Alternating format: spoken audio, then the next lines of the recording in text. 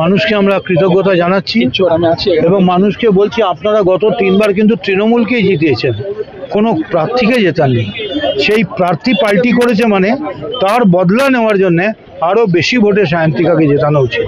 কারণ না হলে এখানকার বিজেপি এবং অন্য পার্টি বলবে যে এখানকার মানুষ তৃণমূলকে ভোট দেয়নি, ভোট দিয়েছিল কোনো ব্যক্তিগত লোককে।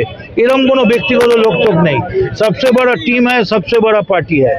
তো তৃণমূলের সায়ন্তিকাকে জেতান, ও যে কাজ করতে পারবে না আমরা গ্যারেন্টার, আমরা আছি তো, मैं हूँ না। আর আমি ওকে কোনো গালাগাল দিইনি, আমার নামে কমপ্লেন করেছে ও নাকি ভয় থ্রেট করেছি বলে বেরোতে পারছে না, সিপিএম বেরোতে পারছে না, বলেছে ওকে নাকি আমি সাদা চুল কালো করে দেবো বলেছি। আমি ভালো বলেছি, পয়সা দিয়ে কলপ না করে গিয়ে ওখানে গিয়ে স্পা না করে কম পয়সায় ও কিছু লাগবে না সব করে দিতাম। 1 মিনিট দাঁড়িয়ে যাও, হ্যাঁ করে দিতাম। তো সেখানে আমি কি বলেছি, আমি বলেছি সুজনের সাদা চুলটা কালো হোক, সেটা ভালো। আমায় দেখুন, জুতো মানে বাটা, লরি মানে টাটা, চুল মানে কালো, আর দমদম মানে দাওয়াই। সেই দাওয়াইটা তৈরি হয়ে গেছে, ও বলছিল না নির্দেশটা, সেই দাওয়াই তৈরি।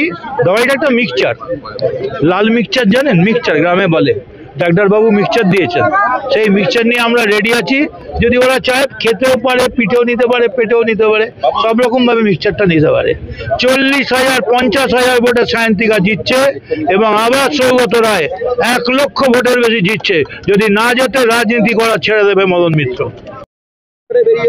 এত মানুষের উৎসাহ কি বলবো? আমি সত্যি আপ্লুত, আমি গর্বিত, আমি সত্যি কৃতজ্ঞ, আমি ঋণী মানুষের কাছে এত ভালোবাসা দেওয়ার জন্যে। মা মাটি মানুষের পক্ষে মানুষ তাদের সমর্থন জানাচ্ছেন, দুহাত তুলে তারা আশীর্বাদ করছেন। আর কি চাই, এটাই তো একজন প্রার্থী হিসেবে আর কি চাইতে পারে। মদনদা বেরিয়েছে, এত মানুষ যে উচ্ছ্বাস প্রকাশ করছে, পাশে দাঁড়াচ্ছে, কি মনে হয় তৃণমূলের জয় কি আজ থেকে শুরু হয়ে গেছে? এটা আমি তো আগেও বলেছি, এখনো বলছি যে আমরা জয় সম্বন্ধে 100% নিশ্চিত। সে সৌগত হোক, সায়ন্তিকা ব্যানার্জি হোক, আমরা জয় সম্বন্ধে 100% নিশ্চিত। কিন্তু আমাদের মানুষের কাছে, মানুষের দাবি অনুযায়ী মানুষের কাছে আমাদের প্রার্থীকে প্রতি বছর পৌঁছানো উচিত আমরা মনে করি। আমরা তাই আমাদের আজকে 2টো প্রার্থীকে নিয়ে বেরিয়েছিলাম, আমাদের 17, 18, 19, 20 4টে ওয়ার্ডে, এবং মানুষের স্বতঃস্ফূর্ততা প্রমাণ করে দিচ্ছে যে আগামী 4 জুন কি রেজাল্ট হবে।